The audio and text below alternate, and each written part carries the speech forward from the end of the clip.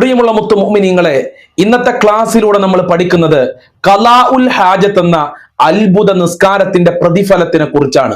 അതോടൊപ്പം തന്നെ എങ്ങനെയാണ് നിസ്കരിക്കേണ്ടത്, എപ്പോഴാണ് നിസ്കരിക്കേണ്ടത്, ഏത് സൂറത്താണ് ഓതേണ്ടത്, നിയ്യത്ത് എന്താണ് വെക്കേണ്ടത്, ഇൻഷാ അല്ലാഹ് വിശദ വിവരങ്ങൾ നമ്മൾക്ക് ഇന്നത്തെ ക്ലാസ്സിലൂടെ പഠിക്കാം. അള്ളാഹു തൗഫീക്ക് നൽകട്ടെ. അസ്സലാമു അലൈക്കും വറഹ്മത്തുള്ളാഹി വബറകാതുഹു. അൽഹംദുലില്ലാഹി റബ്ബിൽ ആലമീൻ വൽ ആഖിബത്തു ലിൽ മുത്തഖീൻ. അസ്സലാത്തു വസ്സലാമു അലൈക യാ റസൂലല്ലാഹ്, അസ്സലാത്തു വസ്സലാമു അലൈക യാ ഹബീബല്ലാഹ്.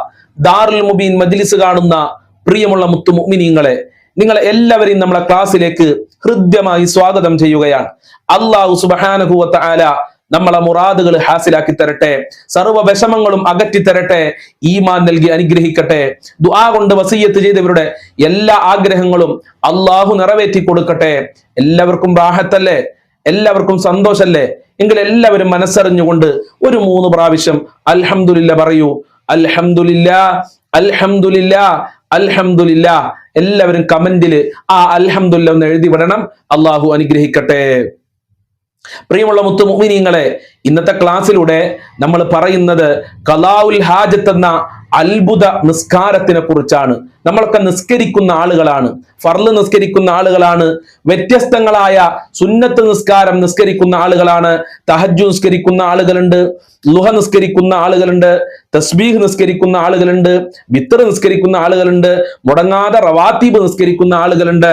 എന്നാൽ എൻ്റെ പ്രിയമുള്ളവരെ, നമ്മളെ ആവശ്യങ്ങൾ നിറവേറാൻ, ജീവിതത്തിലെ പ്രയാസങ്ങൾ മാറാൻ മുത്തുനബി സല്ലല്ലാഹു അലൈഹി വസല്ലമ തങ്ങൾ പഠിപ്പിച്ച ഒരു നിസ്കാരമാണ് സ്വലാത്തുൽ ഹാജത്ത് എന്ന് പറയുന്നത്.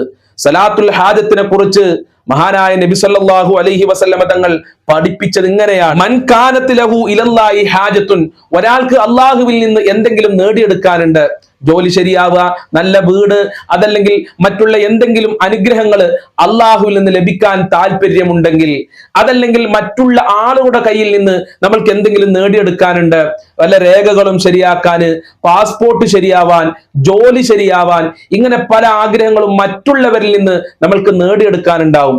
അങ്ങനത്തെ ആവശ്യങ്ങൾ നമ്മളെ ജീവിതത്തിലുണ്ടെങ്കിൽ നമ്മൾ എന്താണ് ചെയ്യേണ്ടത്?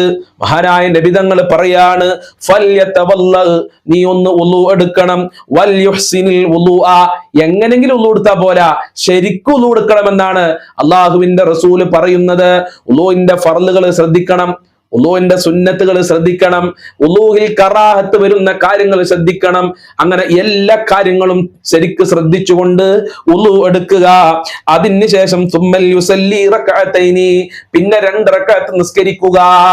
ഇതാണ് ഹാജത്ത് നിസ്കാരത്തിനെ കുറിച്ച് മഹാനായ നബിതങ്ങൾ നമ്മളെ പഠിപ്പിക്കുന്നത്. ഇനി എന്തിനാണ് ഹാജത്ത് നിസ്കരിക്കുന്നത്? എന്തിനാണ് ഹാജത്ത് നിസ്കരിക്കുന്നത്? അത് മഹാന്മാരെ പഠിപ്പിക്കുന്നുണ്ട്.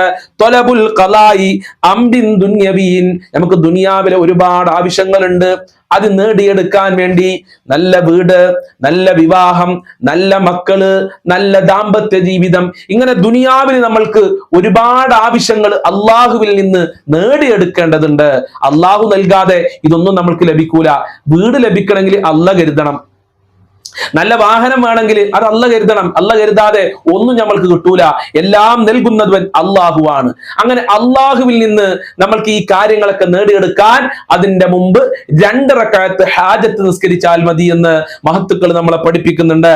അതല്ല, ഇനി ദുനിയാവിന്റെ ആവശ്യങ്ങളല്ല, പരലോകത്തെ ആവശ്യങ്ങളാണ്. തലബുൽ ഖലാഇ അംരിൻ ഉഖ്റവിയിൻ, ആഖിറത്തിലെ കാര്യങ്ങളാണ്. സ്വർഗം ലഭിക്കാൻ, അർശിന്റെ തണൽ ലഭിക്കാൻ, ഹൗദുൽ കൗസർ ലഭിക്കാൻ, ഖബറിൽ സന്തോഷം ലഭിക്കാൻ, ഇങ്ങനെ പരലോകത്തെ ആഗ്രഹങ്ങളാണ് അള്ളാഹുവിൽ നിന്ന് നേടിയെടുക്കേണ്ടതെങ്കിലും ഇങ്ങനെ 2 റക്അത്ത് നിസ്കരിച്ചാൽ മതി എന്നാണ് മഹാനായ നബിതങ്ങൾ നമ്മളെ പഠിപ്പിക്കുന്നത്. എങ്ങനെയാണ് നിസ്കരിക്കേണ്ടത്? എന്താണ് നിയ്യത്ത് വെക്കേണ്ടത്? ഏത് സൂറത്താണ് ഓതേണ്ടത്? എപ്പോഴാണ് നിസ്കരിക്കേണ്ടത്? എത്ര റക്അത്താണ് നിസ്കരിക്കേണ്ടത്? നമുക്കൊന്ന് പരിശോധിച്ച് നോക്കിയാലോ. ഹാജത്ത് നിസ്കാരം 2 റക്അത്താണ്, കൂടിയാൽ 12 റക്അത്താണെന്നും മഹാന്മാര് പറഞ്ഞിട്ടുണ്ട്.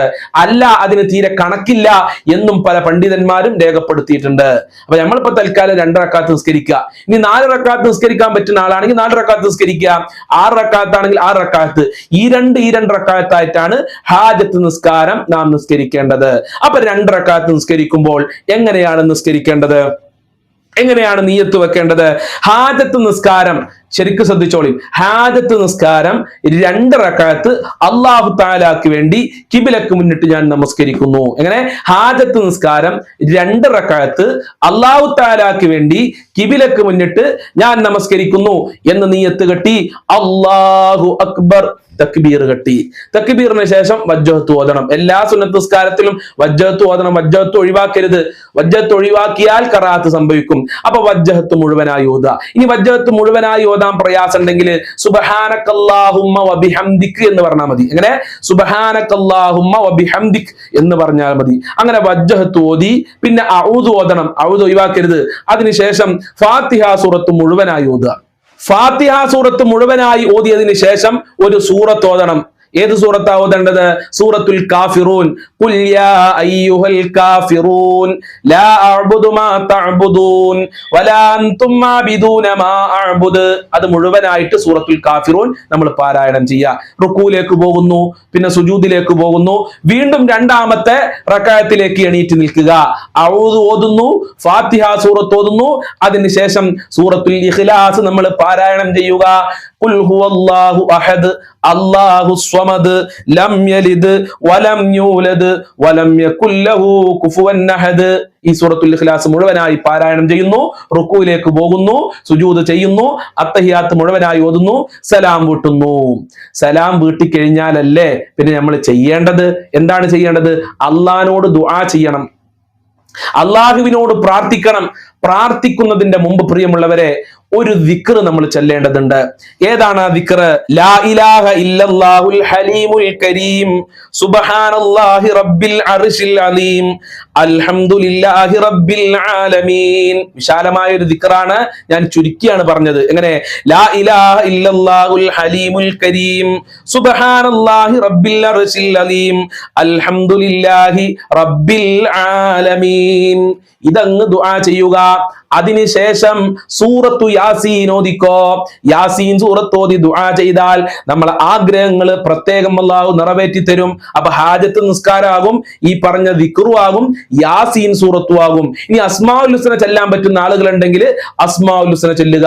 അറിയുന്ന സലാത്തുകളൊക്കെ ചൊല്ലി അള്ളാഹുവിനോട് ദുആ ചെയ്താൽ ഇൻഷാ അല്ലാഹ് നിങ്ങളെ ഹാജത്തുകൾ, നിങ്ങളെ ആവശ്യങ്ങൾ, നിങ്ങളെ മുറാദുകൾ അല്ലാഹു സുബ്ഹാനഹു വ തആല നിറവേറ്റി തരും. അതിൽ യാതൊരുവിധ സംശയവും വേണ്ട. കാരണം ഇത് ഹബീബായ തങ്ങൾ പഠിപ്പിച്ച നിസ്കാരമാണ്. അല്ലാഹുവേ, ഹാജത്ത് നിസ്കാരത്തിന്റെ ബറക്കത്ത് കൊണ്ട് ഞങ്ങളെ സർവ്വ പ്രയാസങ്ങളും അകറ്റി തരണേ അല്ലാ. ഈമാൻ നൽകണേ അല്ലാ, സലാമത്ത് നൽകണേ അല്ലാ, രക്ഷ നൽകണേ അല്ലാ, കാവല് നൽകണേ അല്ലാ.